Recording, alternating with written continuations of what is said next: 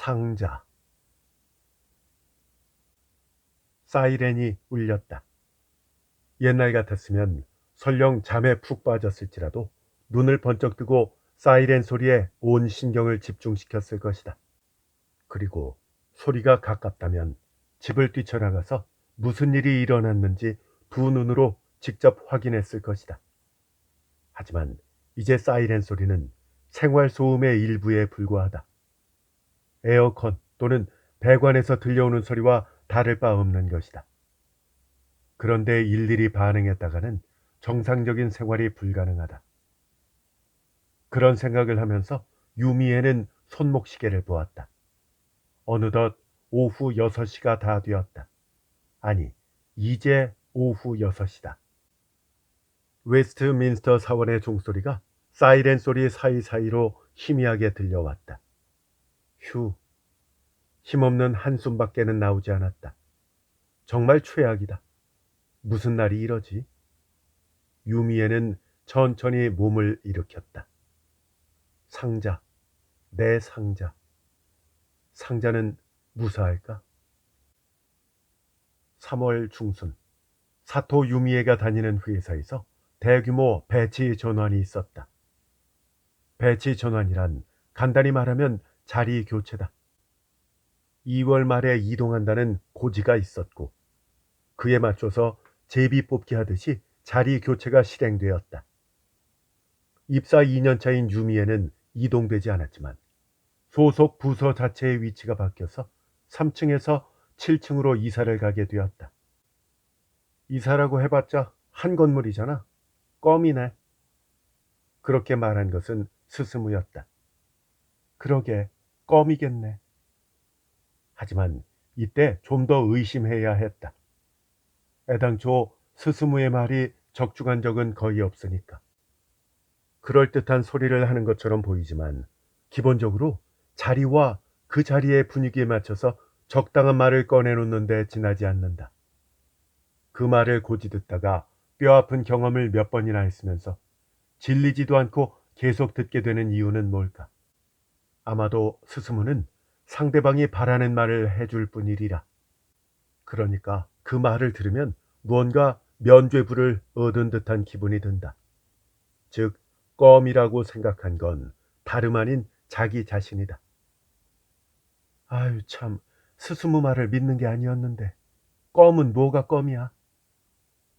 그날 아침 유미에는 책상 앞에서 막막함을 맛보았다. 책상 위쪽과 주변에 골판지 상자가 산더미처럼 쌓여 있었다. 파란색 스티커가 붙은 골판지 상자다. 스티커는 층별로 색깔이 다른데 7층은 파란색을 배정받았다. 스티커에 기입된 알파벳은 부서를 뜻한다. 그 옆에 숫자는 책상 번호다. 요컨대 D07이라고 적힌 파란색 스티커가 붙은 상자는 7층, 디지털 관리과 책상 번호 07로 옮기라는 뜻이다. 유미에가 3층에서 포장한 상자는 총 3개다. 고작 입사 2년차이기도 해서 짐은 그렇게 많지 않았다. 그야말로 껌이었다. 주변의 선배와 상사들이 낑낑대며 많은 짐들을 포장하는 모습을 느긋하게 방관했을 정도로 껌이었던 것이다. 그런데 이 산더미 같은 골판지 상자들은 다 뭐람? 처음에는 책상을 착각한 줄 알았다. 총무부에서 나눠준 배치표를 다시 확인해 보았지만 자신의 새 책상은 D07이 맞았다. 5번이나 확인했지만 틀림없었던 것이다. 그런데 뭘까? 이 골판지 상자들은. 마음을 진정시키고 자세히 살펴보니까 스티커 색깔이 이상했다. 7층에 배정된 색은 파란색인데 다른 색이 섞여 있었다. 얼핏 훑어만 보아도 민트색, 검푸른색, 감색이 눈에 띄었다. 민트색은 13층, 검푸른색은 2층, 그리고 감색은 21층이다. 아, 역시 이렇게 미묘한 색상으로 구분을 하면 반드시 실수가 발생할 줄 알았다. 이 빌딩은 33층까지 있다. 33가지 색으로 구분하면 알아보기 힘든 게 당연하다. 뭐 이런 생각을 물론 입 밖으로 꺼내서 말한 것은 아니다. 배치 전환 업무는 총무부의 기센 고참 여직원들이 담당한다. 그 사람들에게 참견할 수 있는 사람은 아마 이 회사에는 없을 것이다. 임원도 사장도 당해내지 못한다. 색깔의 구분만이 문제가 아니었다. 유미에의 책상에 놓인 골판지 상자 중에는 명백하게 빨간색과 노란색 계열에 속하는 스티커가 붙은 것도 있었다. 그리고 스티커에는 모두 07이라는 숫자가 적혀 있었다. 봐, 이럴 줄 알았어. 07은 원래 책상 번호지만 층수로 혼동한 것이다. 짐들을 옮긴 이 사업자가 전부 다 프로는 아니다. 대부분은 아르바이트다. 그 중에는 이번에 처음으로 일하는 초심자도 있을 것이다. 07이라고 적혀 있으니까 7층이라고 착각해도 이상할 것이 없다. 헷갈리기 쉬운 표기가 이렇듯이 단순한 실수가 원인일 때가 많다. 사실 유미에도 요 2년간 모호한 표기와 지시 때문에 실수를 몇 번 했다. 그때마다 상사에게 질책을 당하고 파견 사원들에게 눈총을 받았지만 유미에게도 할 말은 있었다. 이 회사 명확한 구석이라고는 단 한 개도 없어. 이번 이사 계획도 이사업자에게 일임했으면 속 편했을 것이다. 그런데 총무부의 그 아줌마들이 나서서 영문 모를 규칙을 갖다 붙이니까 이런 사달이 벌어지는 것이다. 유미에는 아침으로 먹으려고 사온 젤리 음료를 후룩후룩 빨아 마셨다. 어쨌거나 이 상자들을 주인한테 돌려줘야 돼. 정오가 된 듯하다. 초등학교와 중학교의 벨소리로 많이 쓰이는 웨스터민스터 사원의 종소리가 온 층에 울려 퍼졌다. 어머나, 이게 다 뭐야? 동기 교코가 그렇게 소리쳤다. 교코는 디지털 처리실이라는 부서 소속이다. 디지털 관리과와 이름이 비슷하지만 업무 내용은 완전히 다르고 사장실 직속 부서다. 따지자면 비서실에 가깝다.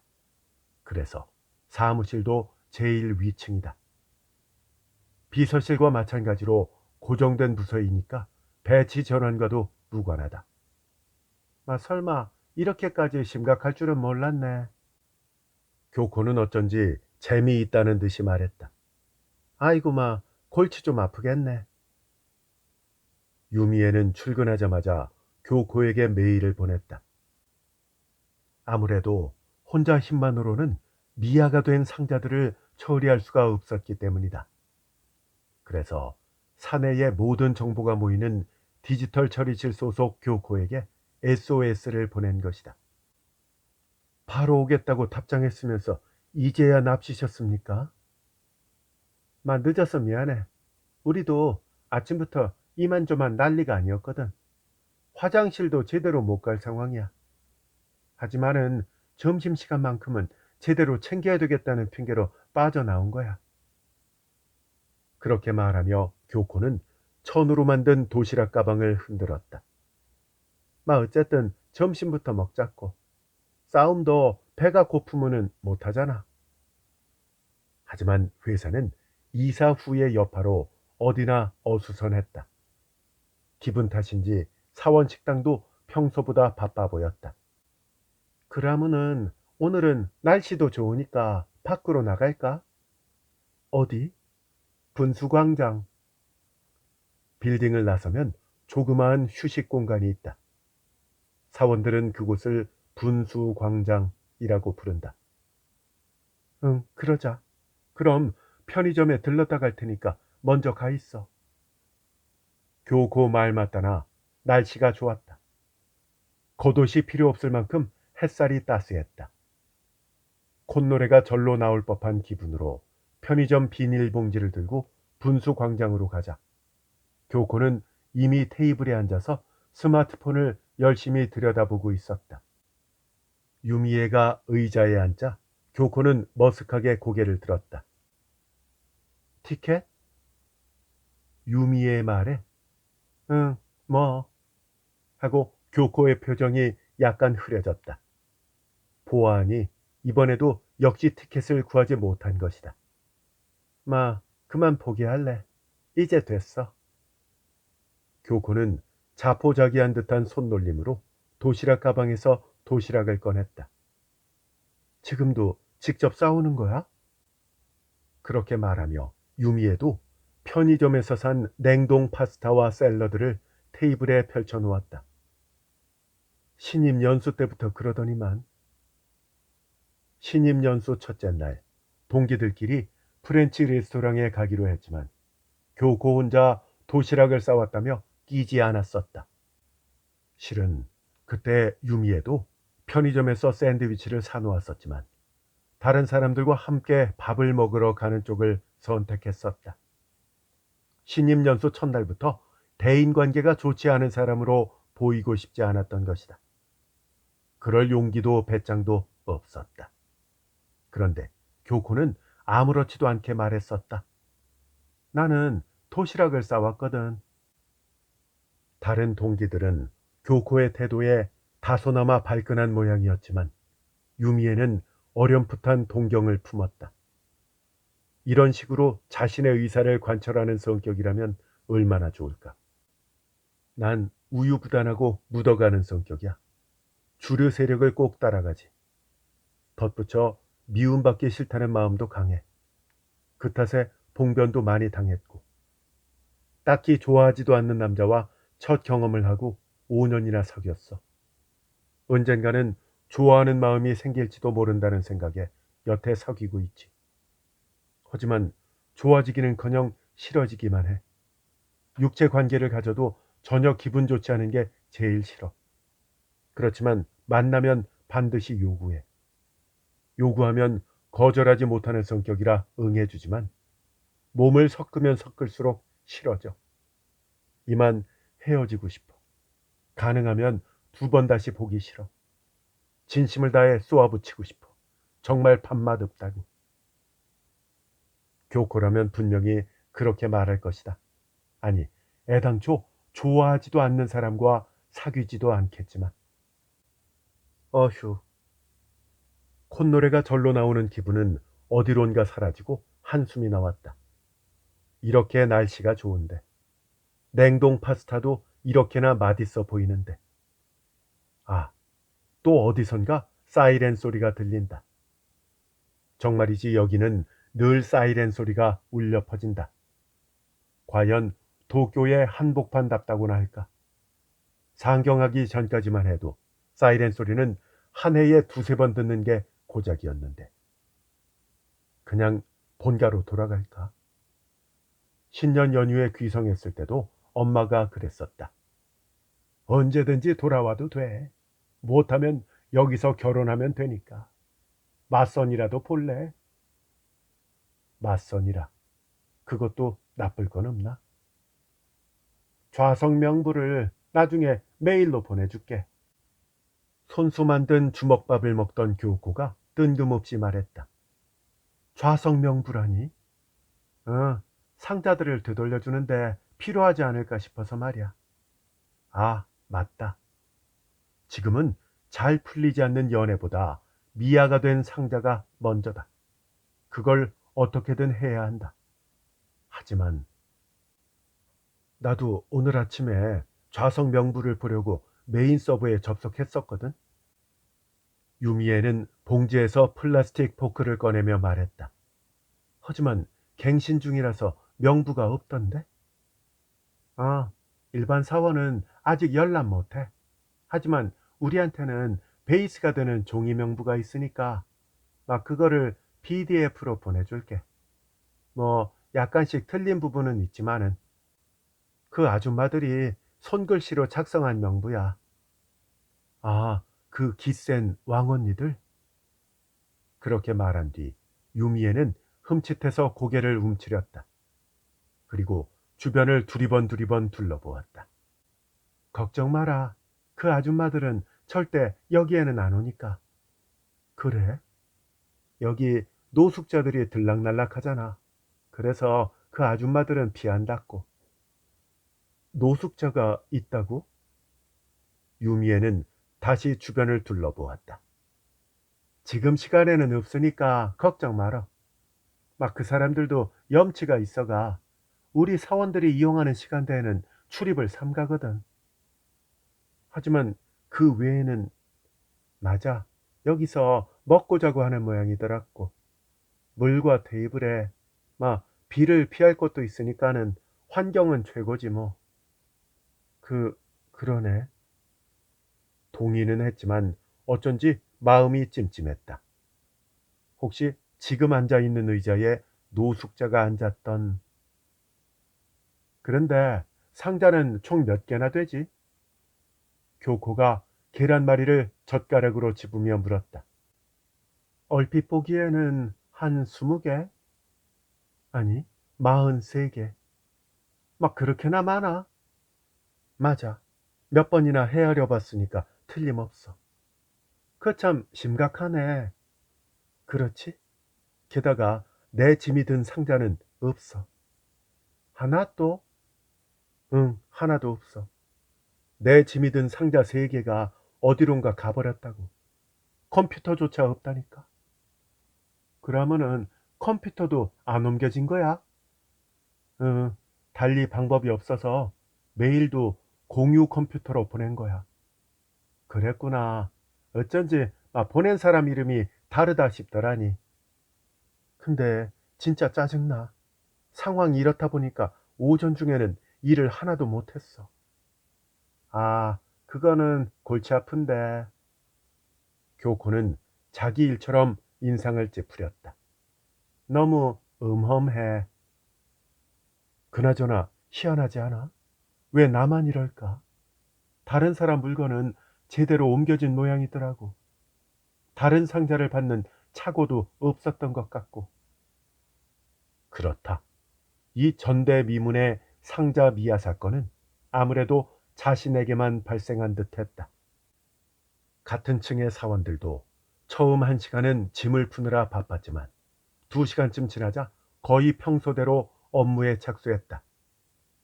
자기 혼자였다. 상자 43개를 해결하지 못해서 계속 허우적대는 사람은. 그거는.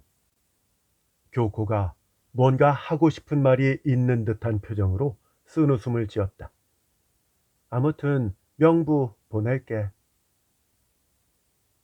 일을 닫고 사무실로 돌아오자마자 유미애는 공유 컴퓨터로 향했다. 아이들을 입력하고 접속하자 이미 교코가 메일을 보내놓았다. 고대하던 명부도 첨부되어 있었다. 즉시 인쇄 아이콘을 클릭했다. 하지만 에러가 떴다. 아무래도 공유 컴퓨터는 아직 프린터에 연결되어 있지 않은 모양이었다.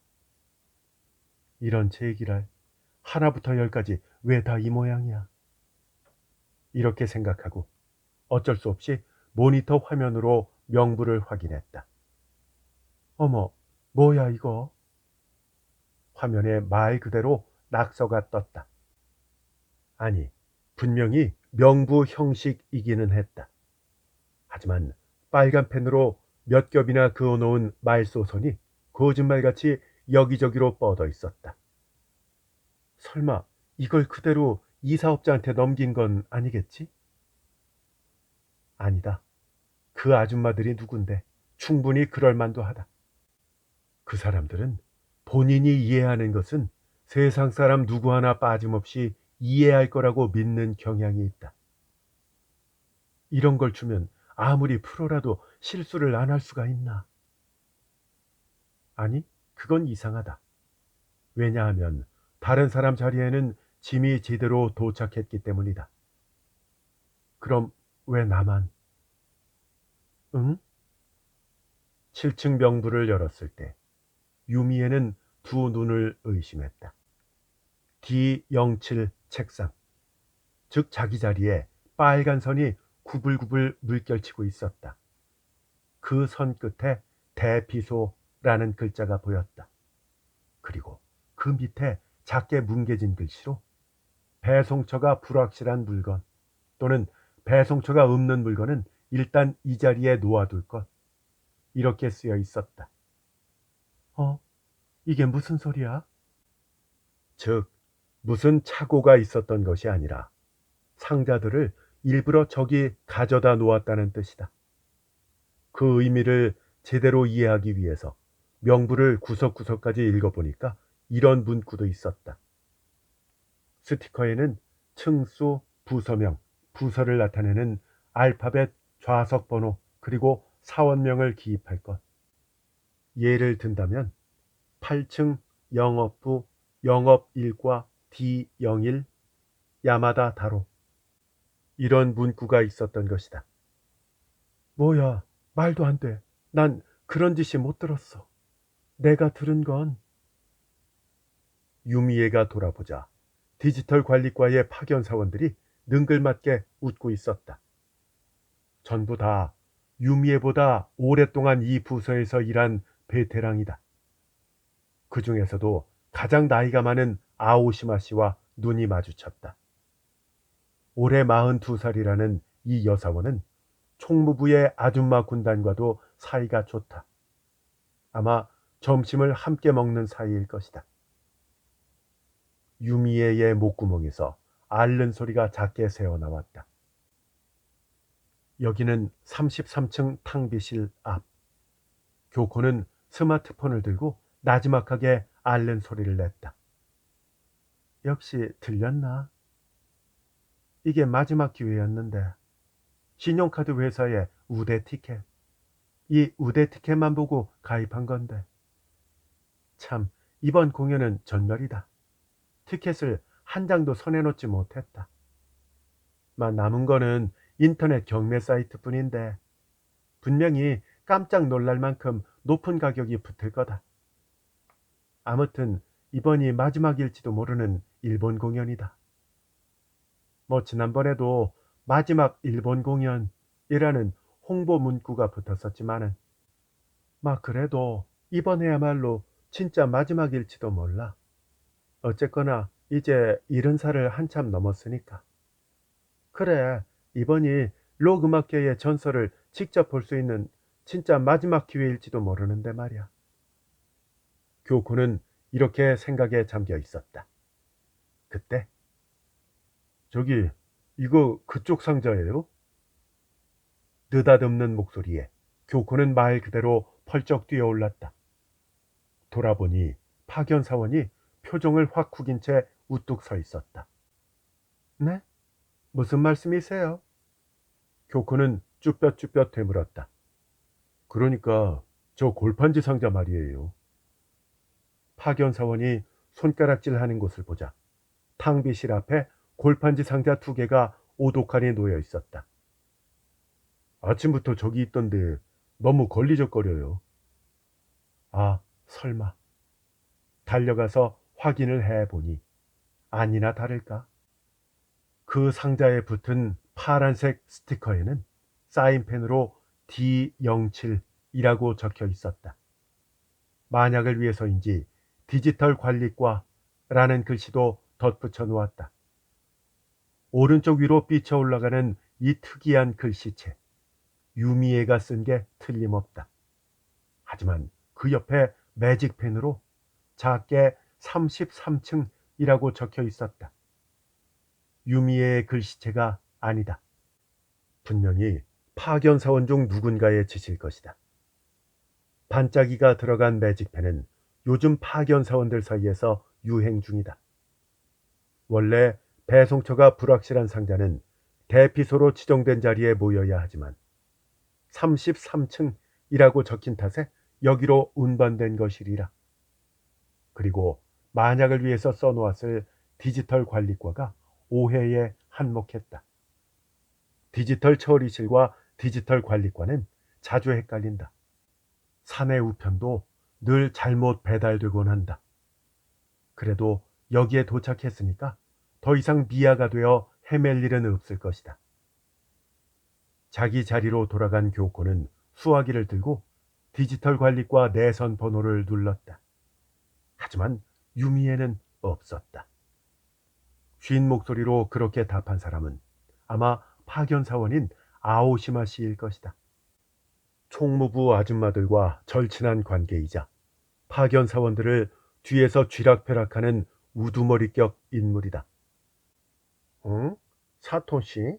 글쎄, 어디 갔는지 전혀 안 보이네. 정말 정신없는 신입이라니까. 아직도 신입으로 불리는 모양이다. 교코는 마치 자기 일처럼 명치 언저리가 욱신거렸다. 그러면은 돌아오면 저한테 연락하라고 좀 전해주세요. 하지만 분명히 이 말은 유미에게 전해지지 않을 것이다. 교코는 명치를 문지르며 조용히 수화기를 내려놓았다. 유미애가 문제를 일으키고 있다는 소문을 들은 지 벌써 1년이나 지났다. 똑같은 실수를 되풀이한다. 들은 내용을 금방 잊어버린다. 실수를 하고도 반성하지 않는다. 일이 느리다. 무엇 하나 제대로 하지 못한다. 그러면서 남 직원에게는 애교를 떤다. 업무 중에 개인적인 메일을 보낸다. 아무튼 성질 난다. 예를 들자면 한도 끝도 없다. 교코는 33층에 있는 파견사원들에게 그 소문을 들었다. 유미에와 교코가 동기인 것을 아는지 모르는지 파견사원들은 불평을 늘어놓았다. 정사원이니까 좀 더 야무지게 일하면 좋겠어요. 정사원의 실수를 뒤처리하는 건 결국 우리 몫이니까요. 일머리 없는 정사원을 상대하다 보면은 정말 열불나서 죽겠다니까요. 그런 점에서 우리는 복받았어요. 교코 씨는 우수하니까. 정사원이 전부 교코 씨 같으면 얼마나 좋을까요? 분명 비꼬는 소리다. 자신도 뒤에서는 무슨 말을 듣고 있을지 모른다. 회사에서 철두철미하게 못 보고 못 듣고 못 말하는 행사를 하는 덕분에 지금은 아직 표적이 되지 않았을 뿐이다. 교코는 골판지 상자를 바라보며 다시 명치를 문질렀다. 이 스티커도 그렇다. 실은 빨간 선으로 범벅이 된 명부가 여기에 올라왔을 때부터 유미애가 뭔가의 표적이 되었음은 짐작했다. 하지만 이번에도 못 보고 못 듣고 못 말하는 태도로 일관했다. 그렇지 않으면 자신에게 어떤 흙탕물이 들지 모르니까. 안 그래도 파견 사원들과의 인간관계는 살얼음판을 걷는 모양새다. 그 사람들한테 찍히면 회사 생활이 힘들다. 어쨌거나 파견 사원의 숫자가 정사원의 배 이상이니까. 게다가 단단한 결속력을 자랑하는 그 사람들은 조금이라도 마음에 안 드는 사원이 있으면 자신들의 네트워크를 활용해서 철저하게 박살을 낸다. 중학생 때였다면 풋내나는 정의감을 앞세워서 그래서는 안 된다 하며 목소리를 드높였을 것이다. 하지만 그러다가 중고등학교 때 지독한 왕따를 당했다. 간신히 고등학교를 졸업하고 대학에 입학했을 때 교코는 결심했다. 앞으로는 무사 안일주의로 살아가자고. 최대한 남과 알력이 생기지 않도록 내 한 몸만 잘 챙기자고. 이것이 교코 나름의 처세술이다. 그러니까 유미애, 너도 혼자 힘내서 네 나름대로 활로를 찾아내. 교코는 작은 수레를 빌려와서 골판지 상자를 실었다. 내가 해줄 수 있는 거는 이 정도야. 지금 가져다 줄게. 근데 상자가 2개뿐이네. 유미애가 3개라고 하지 않았던가? 교코는 이렇게 생각했다. 저 사토시. 파견사원이 이름을 부르자 유미애는 이마에 땀이 송골송골 맺혔다. 그거 아직인가요? 그게 없으면 일을 못하는데요. 그거란 불만 이력을 뜻한다. 고객센터에서 올라온 불만사항을 데이터화하는 것이 이 부서의 주된 업무다. 그럼 그건 있었나요? 파견 사원의 또 다른 재촉에 유미에는 또 이마에 땀이 맺혔다. 흐르는 땀방울이 한 줄기로 모여서 코 옆을 지나 턱을 타고 뚝 떨어졌다. 유미에는 땀을 닦으며 고개를 들었다. 그거라니요? 네, 그거요. 서류 보관함 열쇠 말이에요. 그 열쇠 사토시가 가지고 있었죠? 네, 뭐 그런데요. 저 사토시, 내선 5번에 전합니다. 아, 죄송해요. 나중에 다시 건다고. 급한 모양이에요. 영업부인데 그쪽에 짐이 있을 테니까 보내달래요. 지금 당장. 하지만 사토시, 홍보부에서 내선이에요. 짐이 거기에 없느냐고 묻는데요. 네? 홍보부에서요? 아, 좀 사토시, 아직이야? 그게 없으면 일을 못한다니까. 저 조금만 기다리세요. 사토시, 그거 가지고 있죠? 좀 빌려줄래요? 어, 그러니까 그게 사토시, 그건 찾았나요? 아니요.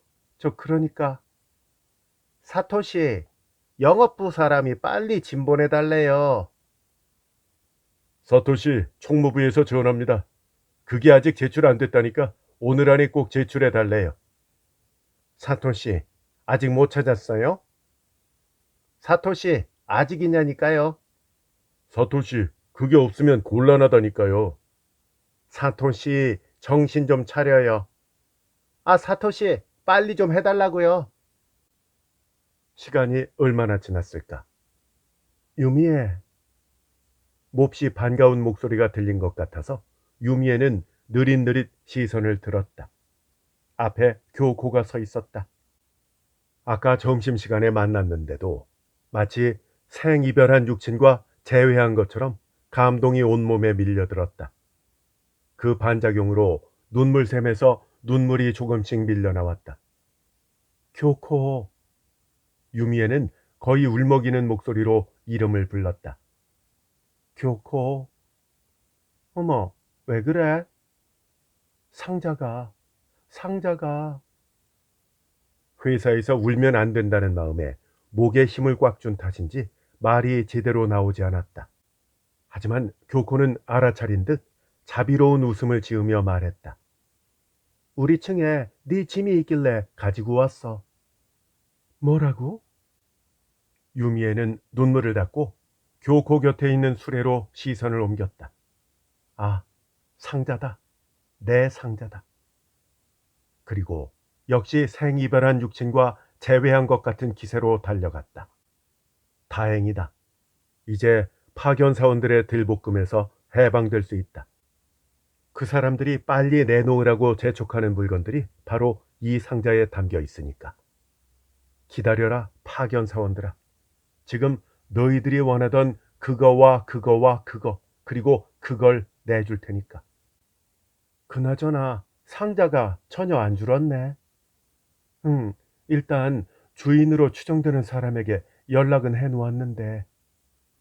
교코의 말에 유미에는 상자를 열면서 한숨 섞어 대답했다. 여간에서는 가지러 오지 않더라고. 개 중에는 나보고 가져달라는 사람도 있었어. 하지만 수레가 꽉 차 있어서. 그런 것보다 상자가 돌아와서 정말 다행이야. 이게 없으면 업무에 지장이... 어?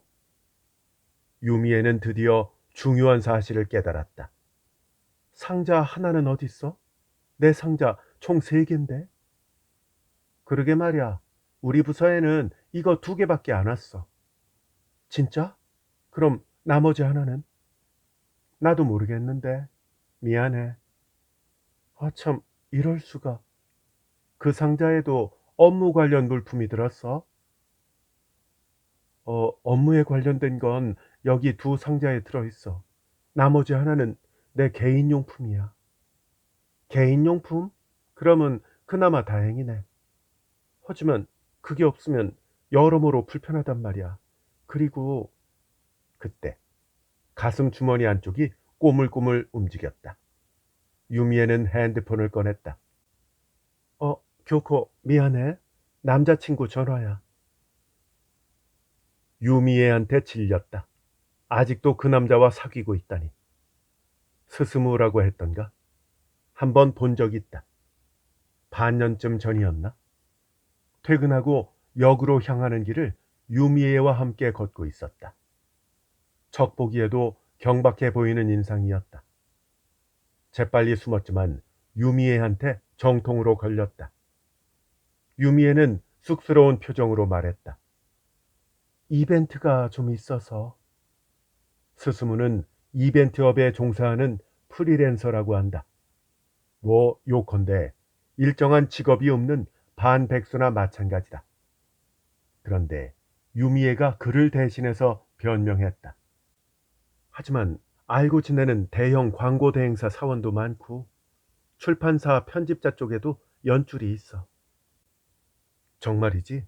하나도 안 좋아한다. 싫어 죽겠다. 곧 헤어질 거다.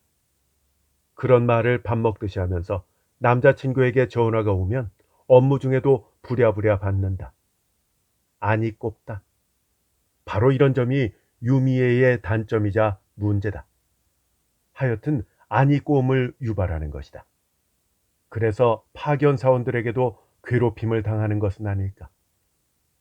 물론 괴롭힘을 당하는 쪽에도 원인이 있다라고는 하고 싶지 않다. 하지만 안이 꼽다.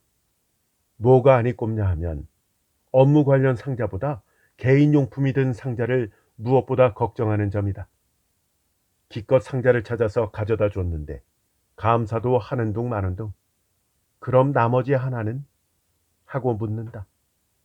이렇게 아무렇지도 않게 툭 내던지는 말 한마디 한마디가 다른 사람을 발끈하게 만드는 것이다.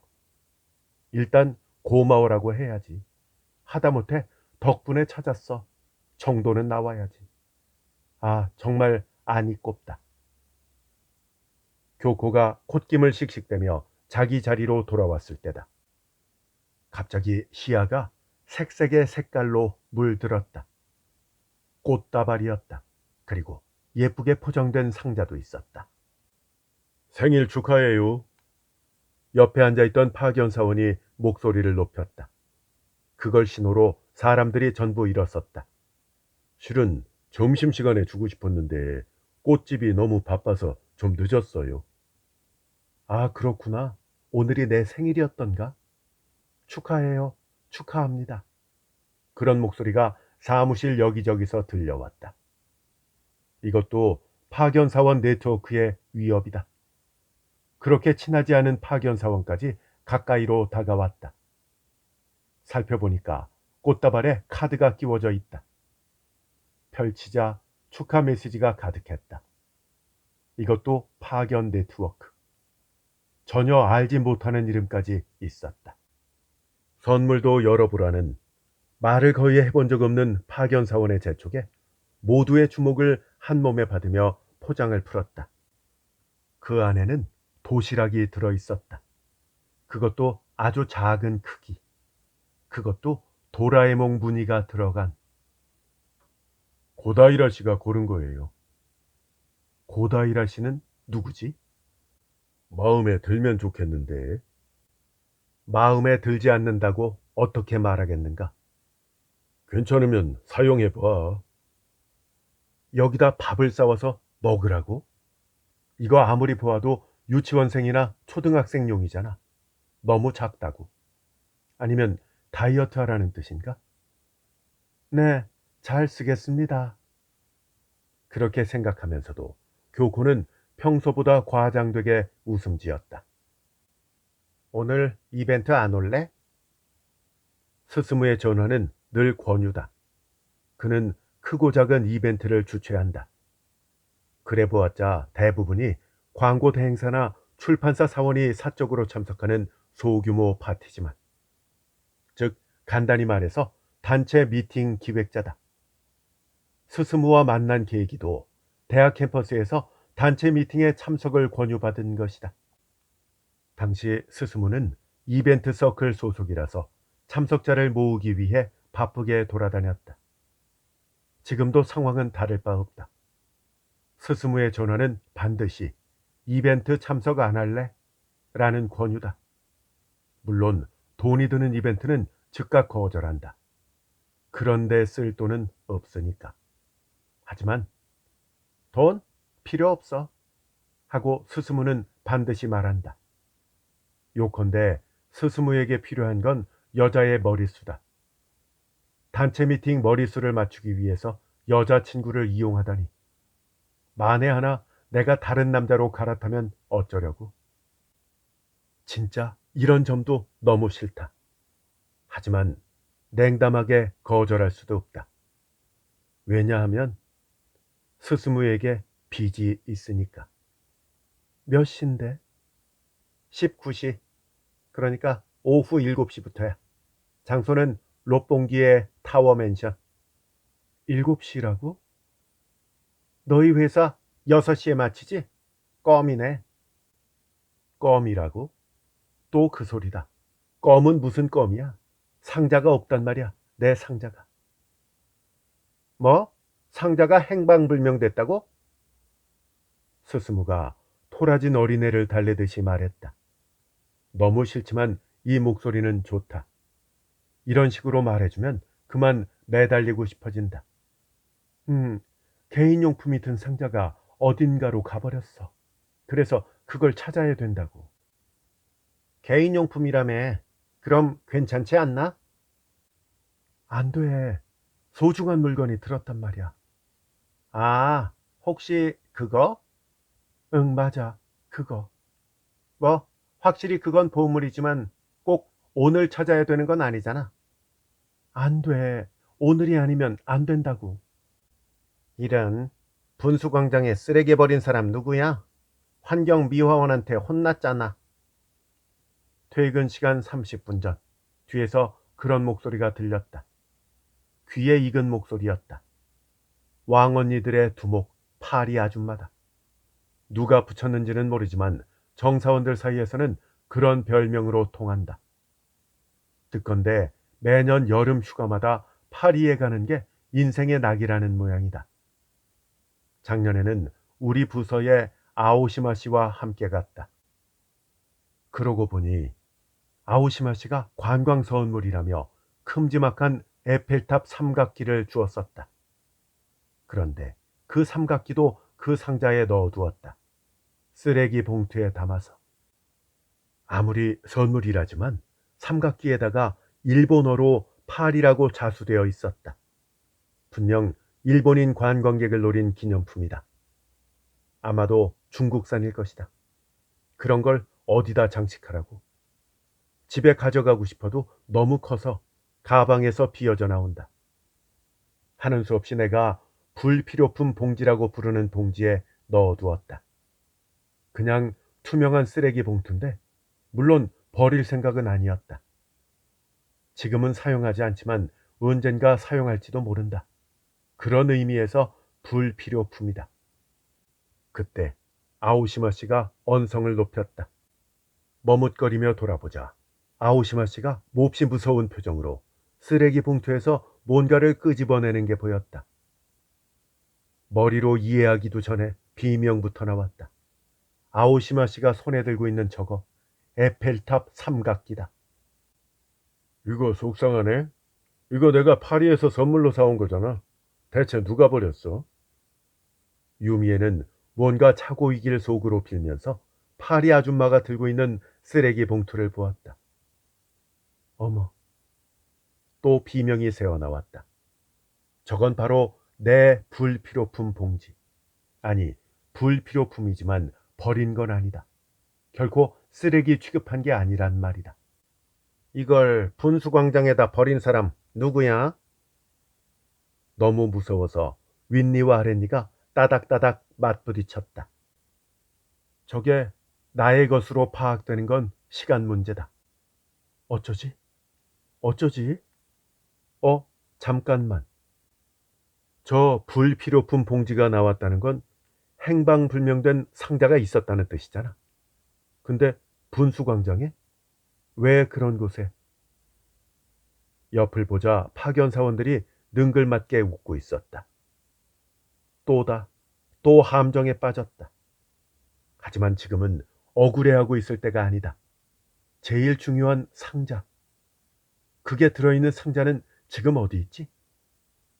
유미에는 불에 댄 것처럼 벌떡 일어섰다. 그 상자는 바로 눈에 띄었다. 분수광장. 얼핏 보기에는 깨끗하지만 자세히 보면 희미하게 때 묻은 옷을 입은, 아마도 노숙자일 아저씨가 이사업자의 마크가 박힌 새 골판지 상자를 들고 걸어가고 있었다. 상자에 붙은 파란색 스티커에 D07이라는 글씨가 보였다. 틀림없다. 저기요, 잠깐만요. 그거 제 건데요. 제 상자라고요. 그러니까 잠깐만 기다려요. 하지만 아저씨는 걸음이 몹시 빨랐다. 그 짧은 다리를 바삐 움직여 인도로 향했다. 맞은편으로 건너가면 일이 귀찮아진다. 맞은편에 위치한 공원은 그야말로 노숙자들의 영역이다. 여자가 가서 뭐라고 따진들 콧방귀도 뀌지 않고 쫓아낼 것이다. 맞은편으로 건너가기 전에 붙잡아야 한다. 유미에도 걸음을 빨리 해서 뒤따라갔다. 하지만 다리에 힘이 잘 들어가지 않았다. 오늘 온종일 여기저기 돌아다닌 탓이다. 아까도 영업부와 홍보부에 골판지 상자를 가져다 주고 왔다. 무엇보다 이 펌프스가 발에 너무 맞지 않는다. 총무부에서 돌린 통신 판매 카탈로그를 보고 샀는데 역시 신발은 직접 신어보고 사야 한다. 대실패다. 그래도 기왕 샀으니까 언젠가는 딱 맞을 날이 올지도 모른다는 생각으로 계속 신고 다녔지만 날마다 발 뒤꿈치만 까질 뿐이다. 아, 뒤꿈치에 심한 통증이 몰려왔다. 아마 물집이 터진 것이리라. 하지만 지금은 그런 것보다 저 아저씨, 그리고 내 상자가 더 중요하다. 아저씨가 마침내 육교 계단을 오르기 시작했다. 잠깐만 기다리라니까. 유미에도 온 힘을 다해 쫓아갔다. 하지만 아저씨는 계단을 성큼성큼 올라갔다. 유미에도 기다시피 뒤따라갔다. 아저씨가 계단을 다 올랐을 때 유미에는 한계까지 목소리를 쥐어짜내 소리쳤다. 잠깐만요. 유미의 목소리에 아저씨가 문득 돌아보았다. 왜? 그거 제 거예요. 그 상자 제 거라고요. 이거 내 거야. 주웠어. 그러니까 그게 원래 제 거라니까요. 유미에는 아저씨 품에서 상자를 빼앗았다. 몸이 공중에 붕 뜬 듯한 기분이 들었다. 아, 위험하다. 사이렌? 그래, 사이렌이 울리고 있다. 옛날 같았으면 설령 잠에 푹 빠졌을지라도 눈을 번쩍 뜨고 사이렌 소리에 온 신경을 집중시켰을 것이다. 그리고 소리가 가깝다면 집을 뛰쳐나가서 무슨 일이 일어났는지 두 눈으로 직접 확인했을 것이다. 하지만 이제 사이렌 소리는 생활 소음의 일부에 불과하다. 에어컨 또는 배관에서 들려오는 소리와 다를 바 없다. 그런데 일일이 반응했다가는 정상적인 생활이 불가능하다. 그런 생각을 하면서 유미에는 손목시계를 보았다. 어느덧 오후 6시가 다 되었다. 아니, 이제 오후 6시다.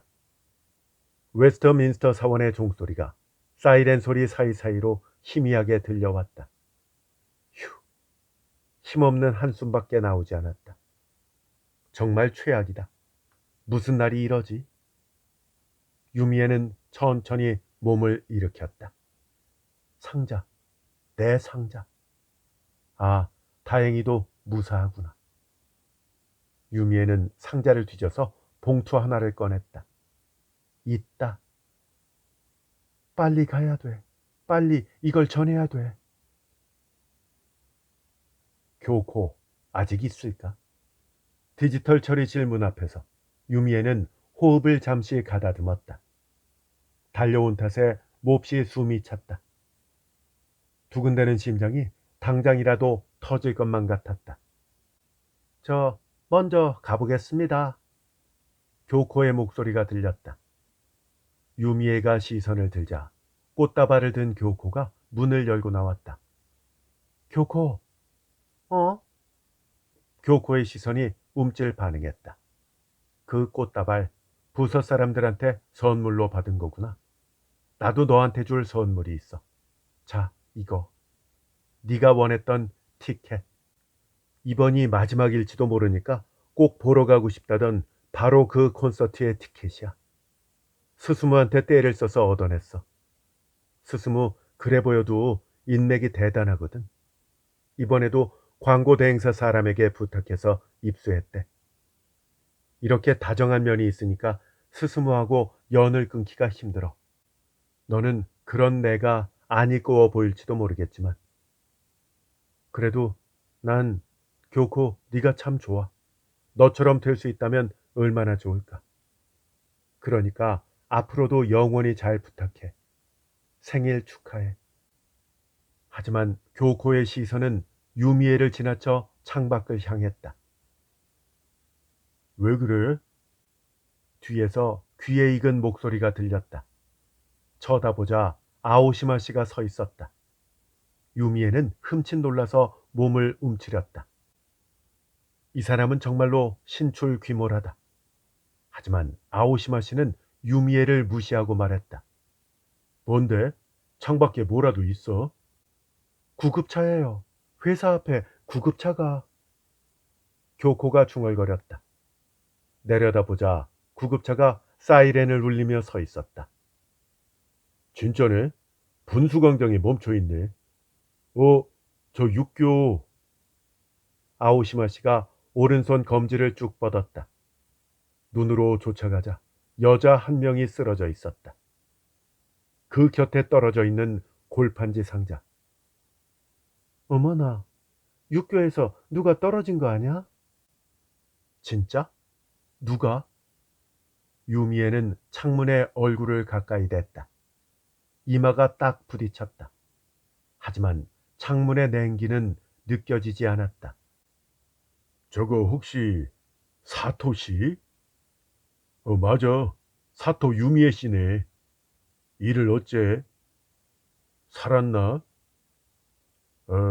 아마도 죽었는가 본데. 아오시마 씨의 입꼬리가 평소처럼 심술궂게 일그러졌다.